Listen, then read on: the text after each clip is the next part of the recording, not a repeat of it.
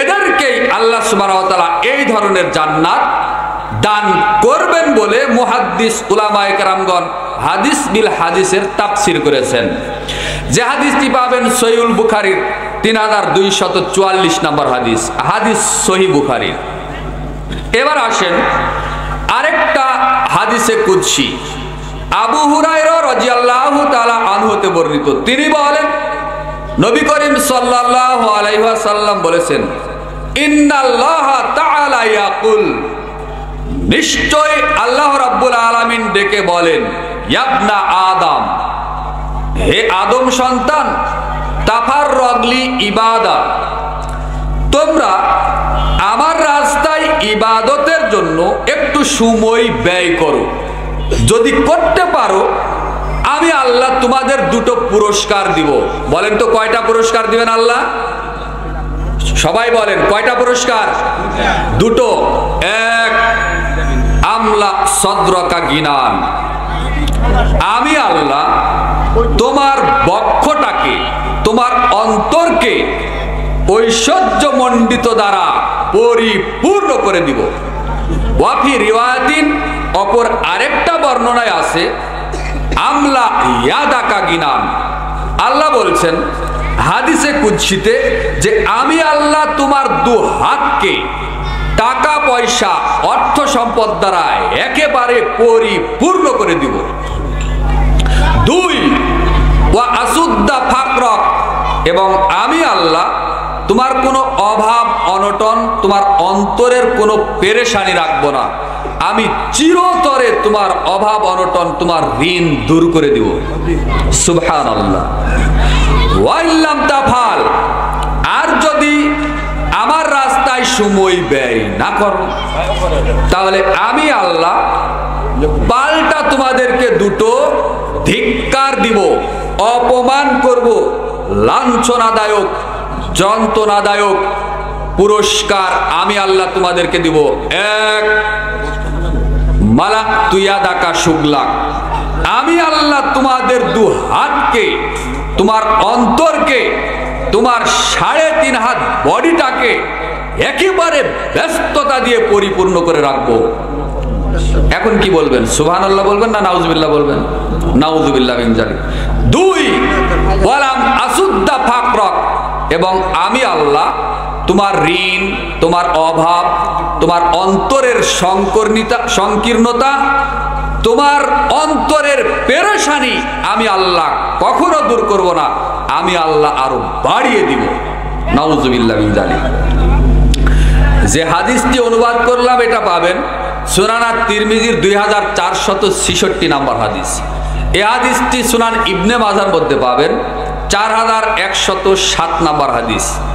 সম্মানিত দ্বীনি ভাই ও বোন, বলছিলাম দ্বীনি মাজলিসে উপস্থিত হয়ে কোরআন সুন্নাহর আলোচনা করলে বা শুনলে এইরকম মর্যাদা আল্লাহ সুবহানাহু ওয়া তাআলা আপনাকে দিবেনই দিবেন ইনশাআল্লাহ। সাহল ইবনু হানজালা রাদিয়াল্লাহু তাআলা আনহু হতে বর্ণিত, তিনি বলেন নবী করিম সাল্লাল্লাহু আলাইহি ওয়াসাল্লাম বলেছেন, মাযালাসা কওমুন ইয়াযকুরুন আল্লাহ, কোন একটা কওমের মানুষ, কোন একটা গোত্রের মানুষ যখন এক জায়গায় বসে কোরআন সুন্নাহর কথা আলোচনা করে এবং মনোযোগ দিয়ে শুনে, বাক্যটা মনে রাখার চেষ্টা করবেন, মাযালাসা কওমুন ইয়াযকুরুন আল্লাহ, কোন একটা গোত্রের মানুষ বসে আলোচনা শুনে, বসতে আপনি বাধ্য। কোরআন হাদিসের কথা, এটা একটা দ্বীনি মাজলিস, এর একটা আদব রয়েছে, সম্মান রয়েছে। হাঁটাহাঁটি করবেন, গল্প করবেন, চা খাবেন, বাদাম খাবেন, বুট খাবেন, আর আলোচনাও শুনবেন। এই ধরনের নিকৃষ্টতা, এই ধরনের ধৃষ্টতা কোরআন সুন্নাতে চলে না। বুঝার চেষ্টা করতে হবে। রাসূল সাল্লাল্লাহু আলাইহি সাল্লাম বলেছেন, মাযালাসা কওমুন ইয়াযকুরুন আল্লাহ, কোন একটা গোত্রের মানুষ এক জায়গায় বসে যখন কোরআন সুন্নাহর কথা শুনে এবং বলে, ইল্লা নাদাহুম ইউনাদিম মুনাদিম মিনাস সামা, এই দৃশ্যটা মহান আল্লাহ তার আসমান থেকে দেখেন।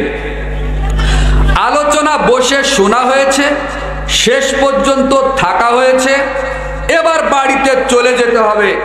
আল্লাহ রাব্বুল আলামিন এই নামকানবাসীকে তথা সারা পৃথিবীতে যেখানে যেখানে কোরআন হাদিসের আলোচনা হয়, বসে আলোচনা যারা শুনে তাদেরকে ওই সময় আল্লাহ ডেকে বলেন, কুমু মাগফুরাল্লাকুম, হে আমার বান্দারা, তোমরা এখন উঠে দাঁড়াও, বাড়িতে চলে যাও, আলোচনা শোনা হয়ে গেছে, আমি আল্লাহ তোমাদেরকে ক্ষমা করে দিয়েছি। সুবহানাল্লাহ।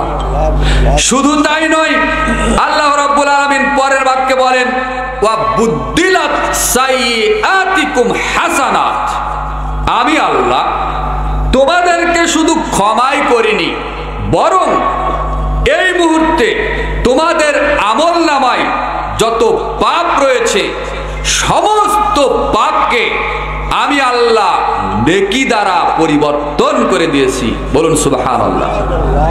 তাহলে পাপ ক্ষমা, পাপ নেকি, পৃথিবীতে একটাই মাত্র জায়গা, আসমানের নিচে জমিনের উপরে নিজের পাপকে ক্ষমা করে নেওয়া এবং সকল পাপকে নেকি বানিয়ে বাড়িতে নিয়ে যাওয়ার জায়গা একটাই, সেটা হলো এই রকম দ্বীনি মাজলিসের আয়োজন করা। এছাড়া বিকল্প কোনো পথ নেই, কোরআন সুন্নাতে নেই।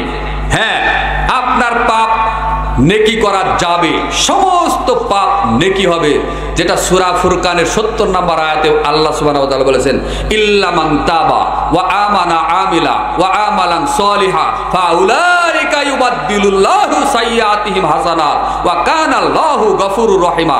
এখানে বেশ কয়েকটা শর্ত আল্লাহ দিয়েছেন, যদি তারা তওবা করে, ঈমান আনে, আমলে সলেহ করে, এরপরে কিয়ামত মৃত্যু পর্যন্ত ওইভাবেই অটল থাকে, যেই বান্দা তার অতীতের সমস্ত পাপ আল্লাহ নেকি দ্বারা পরিবর্তন করে দিবেন।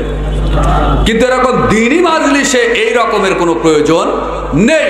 শুধু আপনি ইলম অর্জনের নিয়তে এসেছেন, বসেছেন, বৈঠক ভঙ্গের দোয়া শেষ করে দোয়া পড়ে আপনি বাড়িতে যাবেন, আপনাকে আল্লাহ ক্ষমাও করে দিবেন, সমস্ত পাপকে আল্লাহ আবার নেকি দ্বারা পরিবর্তন করে দিবেন।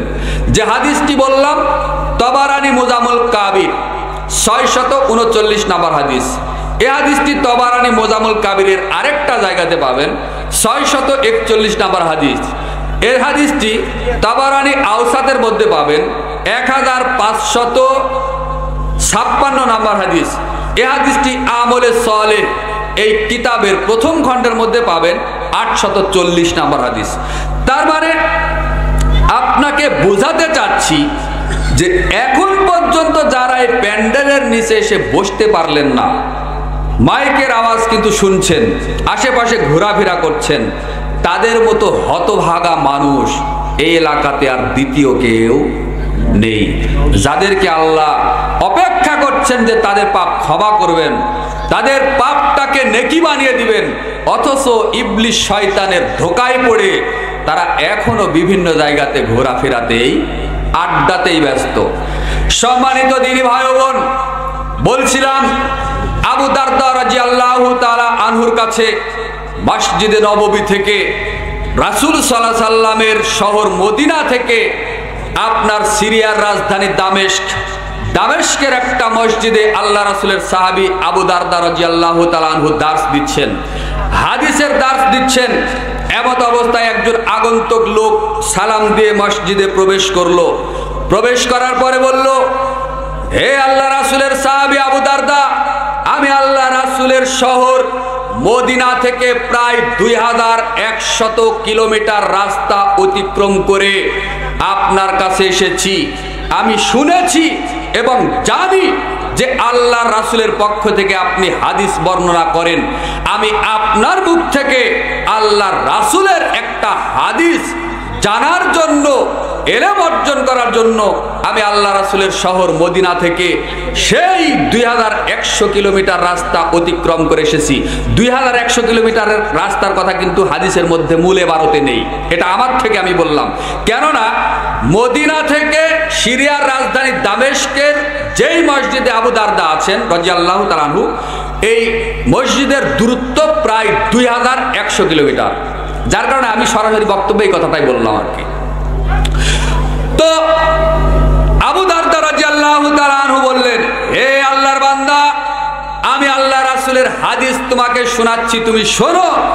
রাসূল সাল্লাল্লাহু আলাইহি সাল্লাম বলেছেন, মান সালাকা তরিকান ইয়ালতামিসু ফিহি ইলমান সাহালাল্লাহু তরিকান মিন তুরুকিল ইলাল জান্নাহ। যে ব্যক্তি কুরআন হাদিসের জ্ঞান অর্জনের জন্য, ইলম অর্জনের জন্য আল্লাহর রাস্তায় পায়ে হেঁটে পথ চলে, আল্লাহ সুবহানাহু ওয়া তাআলা তার জান্নাতে যাওয়ার পথটাকে সহজ করে দেন। বলুন সুবহানাল্লাহ।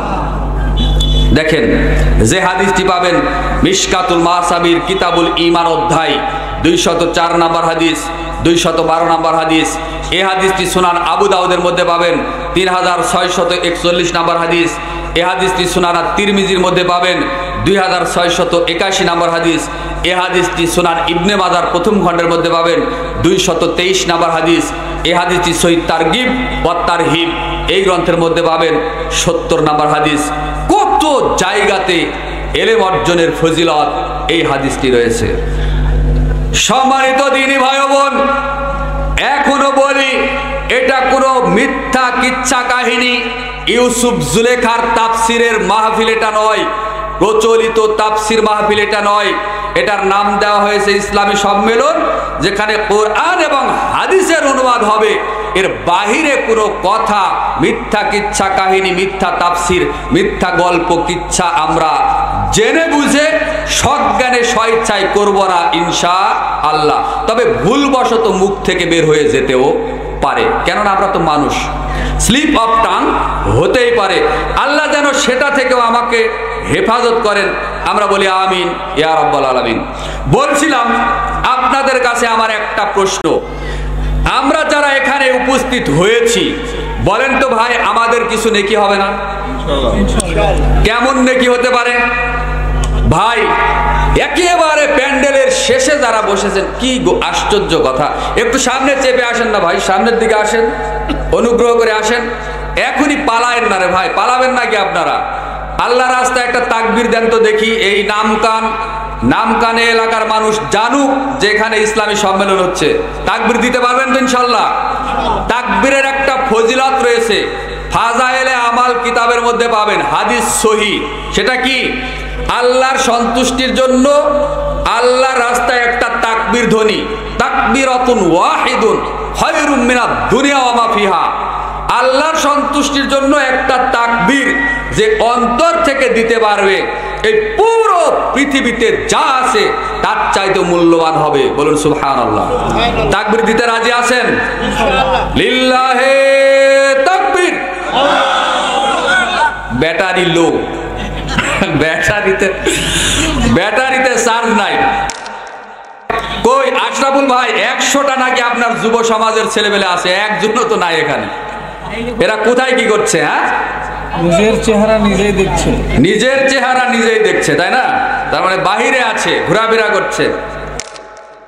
হাই ভোল্টেজে ব্যাটারি ফুল চার্জ করে আল্লাহর সন্তুষ্টির জন্য সবাই দু হাত তুলে তাকবীর দেন তো দেখি। লিল্লাহে তাকবীর। আলহামদুলিল্লাহ। আল্লাহ তুমি আমাদের সবাইকে কবুল এবং মঞ্জুর করে নাও তোমার জান্নাতুল ফিরদাউসের জন্য। আমরা সবাই বলি আমিন ইয়া রাব্বাল আলামিন। কি বলছিলাম? যে আমাদের কোনো নেকি হবে কিনা, তাই না? নেকি হবে না আমাদের? ইনশাআল্লাহ। কত নেকি হতে পারে আল্লাহ সুবহানাহু ওয়া তাআলা ভালো জানেন। তবে আপনাকে আমি একটা মাত্র নেকির পাওয়ার, বিচারের মাঠে একটা নেকির যে দাম, একটা নেকির যে ফজিলত, একটা নেকির যে মর্যাদা, এটা আপনাকে একটু বোঝাই। রাসূল সাল্লাল্লাহু আলাইহি সাল্লাম তার সাহাবীদেরকে নিয়ে বসে আছেন, দার্স দিচ্ছেন, উপদেশ, আদেশ, নিষেধ, নির্দেশ দিচ্ছেন। দিতে দিতে এক পর্যায়ে রাসূল সাল্লাল্লাহু আলাইহি সাল্লাম বললেন, হে আমার সঙ্গী সাথীরা, হে আমার সাহাবীরা, তোমরা শোনো, মান তুকুব্বিলাত লাহু হাসানাত, কাল কিয়ামতের মাঠে যার একটা নেকি আল্লাহ সুবহানাহু ওয়া তাআলা কবুল করবেন, ফাদাখালাল জান্নাত, আল্লাহর ওই বান্দা আল্লাহর জান্নাতে প্রবেশ করবে। বলুন সুবহানাল্লাহ। একটা নেকি কবুল হলেই জান্নাত।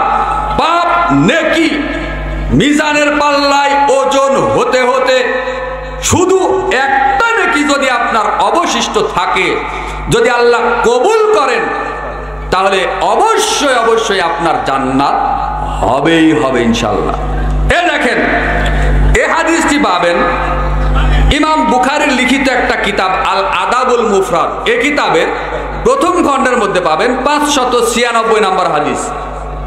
এখন একটা নেকি কবুল যদি আল্লাহ করেন, তো আমরা তো জান্নাতে যাব, কিন্তু আপনি কি করে গ্যারান্টি দিতে পারেন যে একটা নেকি আল্লাহ আপনার কবুল করবেন?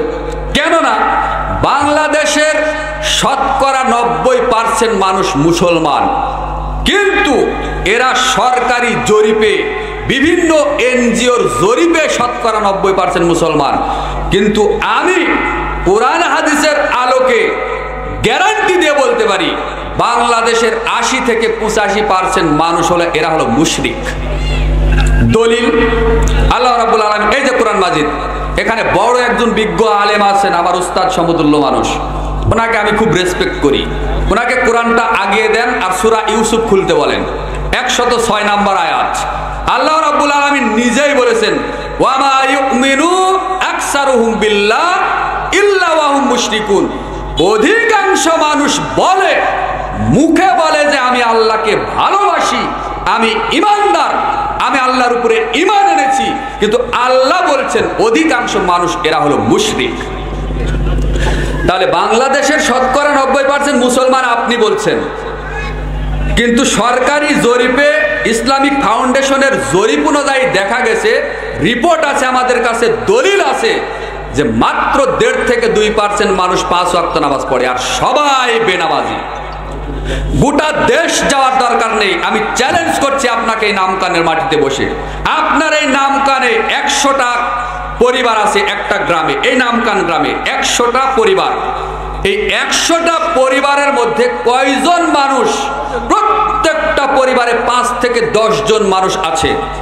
আপনি নিজেই হিসাব করেন, আপনার এই 100টা পরিবারে কয়জন মানুষ 5 ওয়াক্ত নামাজ পড়ে? আপনি হিসাব করে আমাকে পরে বলবেন। আমি আমার এই বক্তব্য যদি ভুল হয়, আমি ইসলাহ করে নিব, অন্য কোনো বক্তব্য দিতে গিয়ে কোথাও বলবো যে আমার ওই নামকারের বক্তব্যটা ভুল ছিল। এই যে মঙ্গল শোভাযাত্রা, পহেলা বৈশাখ, আজকে কয় তারিখ? পহেলা বৈশাখ, তাই না? এই পহেলা বৈশাখে যে মঙ্গল শোভাযাত্রা বের করা হলো, 1989 সালে ঢাকা বিশ্ববিদ্যালয়ের চারুকলা বিভাগে এক জঘন্য নাস্তিক মুশরিক চালু করেছিল সর্বপ্রথম এই মঙ্গল শোভাযাত্রা।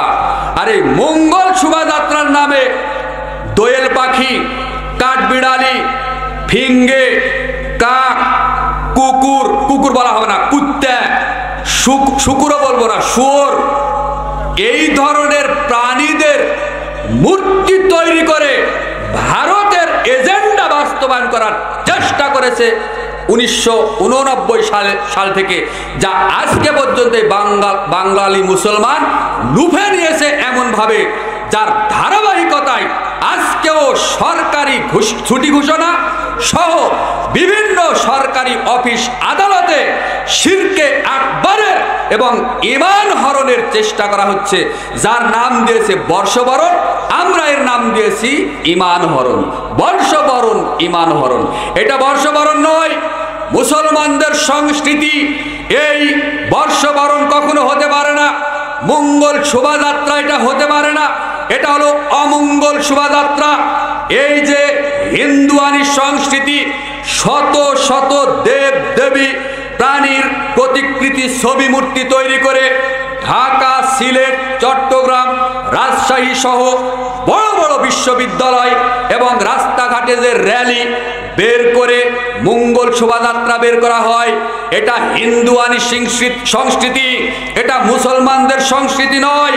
এই সংস্কৃতি যারা করে, যারা বিশ্বাস করে, এটা হারাম, এটা কাবিরা গুনাহ, এটা করলে শিরক হবে, এটা করলে মূর্তি পূজার সমান অপরাধ হবে। যার কারণে এটা হলো, যারা এগুলা করে এরা মুশরিকদের অন্তর্ভুক্ত। এ কারণে আল্লাহ সুবহানাহু ওয়া তাআলা বলেছেন, ওয়ামা ইউমিনু আকসারুহুম বিল্লাহ ইল্লা ওয়া হুম মুশরিকুন। অধিকাংশ মানুষ মুখে বলে যে আমি ঈমান এনেছি, অথচ তারা মুশরিক। সূরা ইউসুফ 106 নম্বর আয়াত খুলে দেখুন। আরে মুসলমানদের কোনো সংস্কৃতি নেই, দুটি ব্যতীত মুসলমানদের সংস্কৃতি মাত্র দুইটি। রাসূল সাল্লাল্লাহু আলাইহি সাল্লাম যখন মক্কা থেকে হিজরত করে দ্বিতীয় হিজরিতে মদিনায় গেলেন, যাওয়ার পরে ওখানে দেখলেন যে মদিনাবাসী দুই তিনটা দিন তারা অনুষ্ঠান করে। এক হলো নওরোজ, দুই হলো মেহজাবিন। নওরোজ, মেহজাবিন দুইটা খুশির দিন, তারা আনন্দ উপভোগ করে নির্দিষ্ট দিনে। এই সময় রাসূল সাল্লাল্লাহু আলাইহি সাল্লাম আল্লাহর পক্ষ থেকে দুটি দিন মুসলমানদের উদ্দেশ্যে কিয়ামত পর্যন্ত নির্ধারণ করেছেন। মদিনাবাসী, তোমরা যে 2 দিন পালন করো এটা বাতিল, তোমরা যে 2 দিন পালন করো এটা বাতিল। আমি নবী মুহাম্মদ আল্লাহর পক্ষ থেকে তোমাদেরকে 2টা দিন দিচ্ছি। যে হাদিসটি পাবেন সুনান আবু দাউদের 1134 নম্বর হাদিস, রাসূল সাল্লাল্লাহু আলাইহি ওয়াসাল্লাম বলেছেন, কদ আবদালাকুম বিহিমা খায়রাম মিনহুমা ইয়াউমাল আজহা ওয়া ইয়াউমাল ফিতর। তোমাদের 2 দিনের পরিবর্তে আল্লাহ তোমাদেরকে 2টো দিন দিয়েছেন। তোমাদের 2 দিনের পরিবর্তে আল্লাহ তোমাদেরকে 2টো দিন দিয়েছেন খুশির। ওই দিনে তোমরা যা ইচ্ছে তাই করতে পারো, যা ইচ্ছে তাই খেতে পারো, যা ইচ্ছে তাই তোমরা হালাল বিনোদন করতে পারো। 1 ঈদুল আজহা, 2 ঈদুল ফিতর। সুনান আবু দাউদ 1134 নম্বর হাদিস। হাই ভণ্ড মুফতি, কত পাগড়িওয়ালা টুপিওয়ালাকে দেখলাম, এই যে যারা কমেডিও করে, টিকটক ভিডিও বানিয়ে বানিয়ে, আলেম মানুষ কিন্তু ওরা আবার বক্তা, এদেরকে পর্যন্ত দেখলাম যে এই মঙ্গল শোভাযাত্রাতে তারাও নিজেরা বের হয়েছে, বের হয়ে সারা পৃথিবীর মানুষকে জানান দিচ্ছে যে আমরাও এই হিন্দুদের সাথে আছি। বলেন নাউজুবিল্লাহ মিন যালিক। নাউজুবিল্লাহ বললেন না? তাহলে এই মঙ্গল শোভাযাত্রা মঙ্গল নয়, এটা মুসলমানদের জন্য অমঙ্গল শোভাযাত্রা। এইটা বর্ষবরণ নয়, এটা হলো ঈমান হরণ। এটাই মুসলমানদের সংস্কৃতি, বিশ্বাস হওয়া উচিত। আমি আপনাদেরকে বলি, আব্দুল্লাহ ইবনে উমর রাদিয়াল্লাহু তাআলা আনহু হতে বর্ণিত, তিনি বলেন, রাসূল সাল্লাল্লাহু আলাইহি সাল্লাম বলেছেন, মান তাসাব্বাহা বিকওমিন ফাহুয়া মিনহুম, মান তাসাব্বাহা বিকওমিন ফাহুয়া মিনহুম। কোন মুসলমান যদি, কোন ঈমানদার যদি কোন অমুসলিমদের সংস্কৃতি আঁকড়ে ধরে, কোন বিজাতিদের সংস্কৃতি যদি আঁকড়ে ধরে, তাহলে সে ওই মুসলমান ওই বিজাতিদের মধ্যেই গণ্য হবে, গণ্য হবে, গণ্য হবে। বলুন নাউজুবিল্লাহ। কোন একজন পাক্কা ঈমানদার, পাক্কা মুসলমান, পাক্কা আলেম, পাক্কা খতিব বক্তা, এ নিজেও যদি এই বিজাতিদের সাদৃশ্য অবলম্বন করে, এই বিজাতীয় মতবাদে যদি বিশ্বাসী হয় আর তাদের অনুষ্ঠানে যদি যায়, তাহলে মুসলমান হওয়ার পরেও, ঈমানদার হওয়ার পরেও এ নিজেই ওই বিজাতিদের মধ্যেই গণ্য হবে। অর্থাৎ ওই মুহূর্তে যদি মালাকুল মউত আসে আর তার যদি মৃত্যু হয়, তাহলে সরাসরি জাহান্নামে যাবে। বলুন নাউজুবিল্লাহ। কেননা ও তওবা করার সুযোগই পায়নি, ও শিরকে আকবারের সাথে জড়িত, ও বিজাতীয় কুসংস্কারের সাথে জড়িত। আল্লাহ দে আপনার কবুল করবেন, তার গ্যারান্টি কি? আপনি কি নিয়ে যাবেন? আপনার বিশুদ্ধ আকীদা, বিশুদ্ধ তাওহীদ যদি আপনার থাকে, তাহলে আপনি অবশ্যই অবশ্যই আল্লাহর কাছে একটা নয় অসংখ্য নেকির কাজ যে আপনি করেছেন, আপনি আল্লাহর কাছে দেখাতে পারবেন, নিয়ে যেতে পারবেন। কিন্তু যারা মসজিদেও সিজদা দেয়, মাজারেও সিজদা দেয়, যারা আল্লাহকেও মানে আবার এই রকম মঙ্গল শোভাযাত্রাও মানে, যারা আল্লাহকেও মানে আবার গিয়ে মাজারেও সিজদা দেয়, ওই শাহজালালের মাজার, আপনার সিলেটের শাহজালালের মাজারে গিয়ে সিজদা দিচ্ছে, 2 রাকাত নামাজ পড়ছে, সন্তান চাচ্ছে, চাকরি বাকরি চাচ্ছে, শরীরের রোগ ব্যাধি মুক্তি কামনা চাচ্ছে। আপনার ওই যে চট্টগ্রামের বাইজিদ বোস্তামির মাজারে গিয়ে আপনার ওই যে কচ্ছপকে মিষ্টি খাওয়াচ্ছে, খাগড়াই খাওয়াচ্ছে, কেক, কলা, পাউরুটি খাওয়াচ্ছে, খাওয়ানোর পরে বলছে, বাবা তুমি আমাকে সন্তান দাও, তুমি আমাকে চাকরি দাও, তুমি আমাকে একটা ভালো ব্যবসা দাও, ইত্যাদি ইত্যাদি। এই যে করছে, খুলনার খান জাহান আলীর মাজারে বিশাল বড় একটা তিমি ছিল, স্বচক্ষে দেখে এসেছি তাদের কীর্তিকলা। ওই তিমিকে সরি তিমি বলছে না, কুমির এই কুমিরকে গিয়ে কেক পাউরুটি দিয়ে তার গাল আড়ে, আর ওই পানিগুলো মাথায় দেয়, ওই পানিগুলো বুকে দেয়, ওই পানিগুলো আবার চুমুক দিয়ে খায়, ওই পানিগুলো বোতলে ভরে নিয়ে মনের আশা পূরণ করার জন্য বাড়িতে চলে যায়। নাউজুবিল্লাহ বললেন না? বলেন তো এগুলি কোনো মুসলমানের বাচ্চা করতে পারে? টিস্যু নাই? কোনো মুসলমানের বাচ্চা এগুলো করতে পারে? এগুলি করলে তার ঈমান থাকে? থাকে না। আল্লাহ সুবহানাহু ওয়া তাআলা পবিত্র কুরআনের প্রায় জায়গাতে আল্লাহ দুনিয়ার অপরাধ আপনার সব সহ্য করতে পারে। দুনিয়াতে আপনি জেনা ব্যভিচার করবেন, বিচারের মাঠে আল্লাহ ক্ষমা করে দিতে পারেন। আমি আপনাকে জেনা ব্যভিচার করতে বলছি না, তবে জেনা ব্যভিচার অত বড় পাপ নয় যত বড় পাপ শিরকের পাপ। আপনি দুনিয়াতে কোনো মানুষকে যদি হত্যা করে থাকেন, মানুষ হত্যা করা কাবিরা গুনাহ।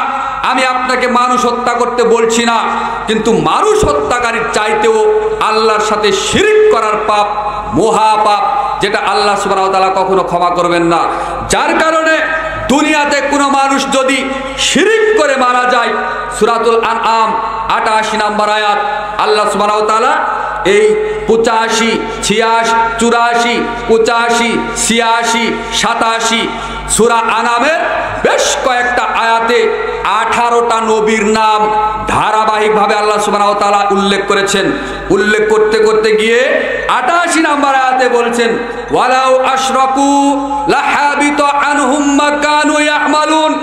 হে দুনিয়ার মানুষ, তোমরা জেনে রাখো, আমি আল্লাহ যতগুলো নবীর নাম নিলাম, এই আয়াতের মধ্যে খুলে আপনি দেখবেন আল্লাহ নিজেই বলছেন, এই নবীরা যদি আমার সাথে শিরিক করে তবুও তাদের আমল নামায় যত নেকি ছিল সমস্ত নেকি বরবাদ হয়ে যাবে, নষ্ট হয়ে যাবে। বলুন নাউজুবিল্লাহ। নবীদের যদি নেকি নষ্ট হয়ে যায়, নবীদের আমল নামায় যদি কোনো আমল না থাকে, তাহলে পৃথিবীর সাধারণ মানুষ তারা কি এমন কাজ করবে যে তাদের আমল নামায় নেকি ঠিক থাকবে? বলেন, কোনো প্রশ্ন আসে? প্রশ্নই আসে না। আল্লাহ রাব্বুল আলামিন আমাদের নবী মুহাম্মদ সাল্লাল্লাহু আলাইহি সাল্লামকে উদ্দেশ্য করে বলেছেন, লাইন আশরাকতা লা ইয়াহবাতান্না আমালুকা ওয়া হুয়া আলা ফিল খাসিরিন।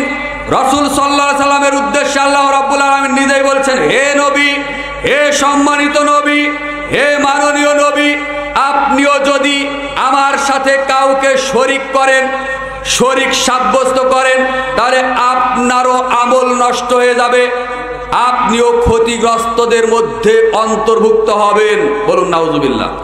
আমাদের নবী যদি আল্লাহর সাথে শিরিক করত, তাহলে আমাদের নবীরও আমল নষ্ট হয়ে যেত, আমাদের নবীও ক্ষতিগ্রস্তদের অন্তর্ভুক্ত হয়ে যেতেন।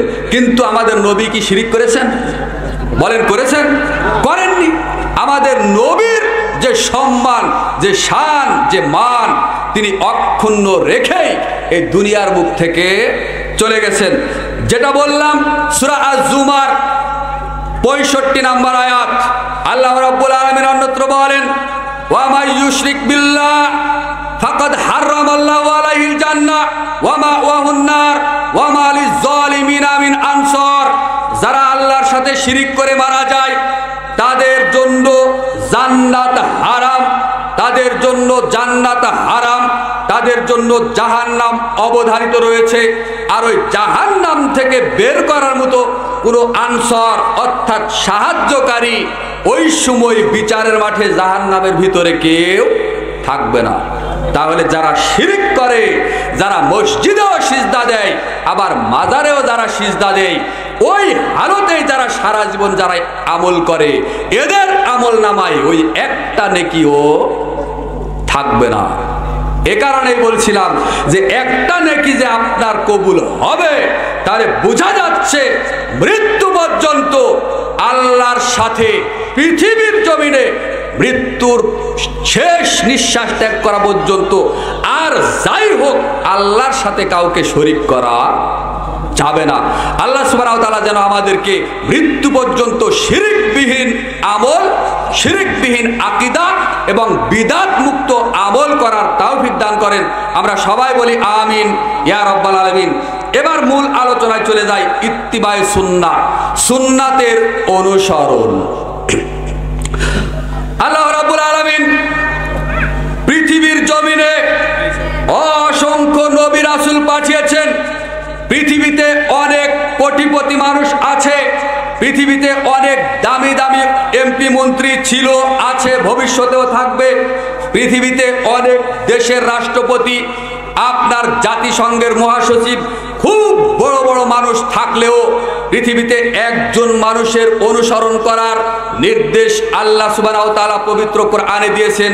দ্বিতীয় কোনো ব্যক্তির অনুসরণ করা যাবে না। মানুষের মধ্যে, নবীদের মধ্যে যিনি সর্বশ্রেষ্ঠ মানুষ এবং সর্বশ্রেষ্ঠ রাসূল, তারই আনুগত্য করতে হবে, তারই অনুসরণ করতে হবে, যা আল্লাহ সুবহানাহু ওয়া তাআলা পবিত্র কোরআনুল কারীম উল্লেখ করেছেন। আল্লাহ রাব্বুল আলামিন সূরা আলে ইমরান 31 নম্বর আয়াত আপনি খুলে দেখুন। আল্লাহ রাব্বুল আলামিন বলেন, কুল ইন কুনতুম তুহিব্বুনাল্লাহ ফাত্তাবিউনি ইউহিব্বুকুমুল্লাহ। আল্লাহ রাব্বুল আলামিন তার নবীকে ডাক দিয়ে বলেন, হে মাননীয় নবী, হে সম্মানিত নবী, আপনি পৃথিবীর সমস্ত মানুষকে ডেকে বলে দিন, হে দুনিয়ার মানুষ, তোমরা যদি আল্লাহকে ভালোবাসতে চাও, তোমরা যদি আল্লাহর দয়া রহমত পেতে চাও, তাহলে আমি নবী ফাত্তাবিউনি, তাহলে আমার অনুসরণ করো, আমাকে অনুসরণ করেই চলো। তাহলে কি হবে? ইউহিব্বুকুমুল্লাহ, তাহলে আল্লাহ সুবহানাহু ওয়া তাআলা তোমাদেরকে ভালোবাসবেন। বলুন সুবহানাল্লাহ। তাহলে এই আয়াতের মধ্যে আল্লাহ রাব্বুল আলামিন বলছেন যে হে নবী, আপনি দুনিয়ার মানুষকে ডাক দিয়ে বলে দিন, তোমরা যদি আল্লাহকে ভালোবাসতে চাও, তাহলে আমি নবীর অনুসরণ করো, আমাকে অনুসরণ করো। যদি আমাকে অনুসরণ করতে পারো, তাহলে আল্লাহ তোমাদেরকে ভালোবাসবেন। ওয়া ইয়াগফির লাকুম যুনুবাকুম ওয়াল্লাহু গফুরুর রহিম, এবং আল্লাহ তোমাদের পাপসমূহ ক্ষমা করে দিবেন। নিশ্চয়ই আল্লাহ বড় ক্ষমাশীল, বড়ই দয়ালু। বলুন সুবহানাল্লাহ। অত্র আয়াত সূরা আলে ইমরানের 31 নম্বর আয়াত দ্বারা প্রমাণিত হলো যে অবশ্যই অবশ্যই রাসূল সাল্লাল্লাহু আলাইহি সাল্লামকে অনুসরণ করতে হবে, পৃথিবীর কোনো মানুষকে অনুসরণ করা যাবে না। আল্লাহ রাব্বুল আলামিন সূরা মুহাম্মদ 47 নম্বর সূরার 33 নম্বর আয়াত আপনি খুলে দেখুন।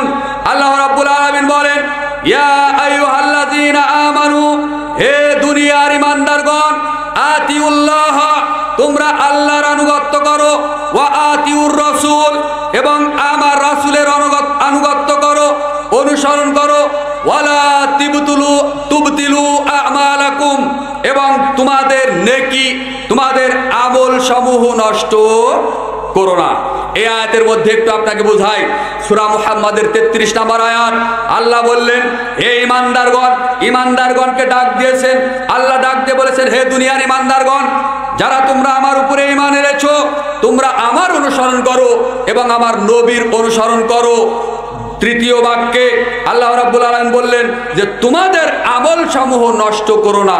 এই আয়াতের অর্থ, এই আয়াতের তাফসীর, এই আয়াতের ব্যাখ্যা হলো এটাই। আল্লাহ বললেন আমার আনুগত্য করো, মানে আমার সাথে কাউকে শিরিক করো না। আমার নবীর আনুগত্য করো, আমার নবীর অনুসরণ করো, তার মানে আমার নবীর রেখে যাওয়া দিন আমার নবীর রেখে যাওয়া সুন্নাতের মধ্যে কোনো বিদাতি আমল করো না। কেউ যদি আল্লাহর সাথে আল্লাহর আনুগত্য করতে গিয়ে যদি শিরিক করে, কেউ যদি আল্লাহ রাসূলের সুন্নাতের অনুসরণ করতে গিয়ে যদি বিদাতি আমল করে, পরের বাক্যে আল্লাহ বললেন ওয়ালা তুবতিলু আমালাকুম, তাহলে তোমাদের সমস্ত নেকি নষ্ট হয়ে যাবে। বলুন নাউজুবিল্লাহ। সূরা মুহাম্মদ 33 নম্বর আয়াত। সূক্ষ্ম থেকে সূক্ষ্মভাবে আমি আপনাদেরকে বোঝানোর চেষ্টা করছি যে কোন বড় ধরনের ডিগ্রিধারী, কে কোন বিশ্ববিদ্যালয় থেকে পাশ করে এসেছে, কে কত বড় ডিগ্রিধারী, কার টুপি কত লম্বা, কার পাগড়ি কত বড়, কার দাড়ি কত বড়, কার জুব্বা কত বড়, এইটা দেখে কখনো আমল করবেন না। যদি তাকে অনুসরণ করতে গিয়ে কোনো বক্তা, খতিব, ইমামকে যদি অনুসরণ করতে গিয়ে আল্লাহর সাথে আপনি যদি শিরিক করে ফেলেন, আল্লাহর নবীর রেখে যাওয়া সুন্নাতের মধ্যে যদি আপনি বিদআতকে সংমিশ্রণ করেন, তাহলে নিশ্চিত আমি গ্যারান্টি দিচ্ছি, দলিল চূড়ান্ত কোরআন হাদিস থেকে অসংখ্য দলিল আপনাকে দিতে পারবো, আপনার আমলে একটা নেকিও থাকবে না, আপনাকে জাহান্নামে যেতে হবে। জাহান্নামে যেতেই হবে, বিচারের মাঠে হাউজে কাউসারের পানি পাবেন না, গ্যারান্টি। আমি মোহাম্মদ সোহেল বিন বকুল আপনাকে দলিল দিব। এটা সূরা মুহাম্মাদের 33 নম্বর আয়াত, খুলে দেখুন। সম্মানিত দিনী ভাই বোন, বলছিলাম যে আপনাকে অবশ্যই রাসূল সাল্লাল্লাহু আলাইহি ওয়াসাল্লামের অনুসরণ করতে হবে। আপনি আমি যদি নিজেকে মুসলিম বলে পরিচয় দিই, যদি আমরা ঈমানদার বলে পরিচয় দিই, তাহলে আমাদেরকে অবশ্যই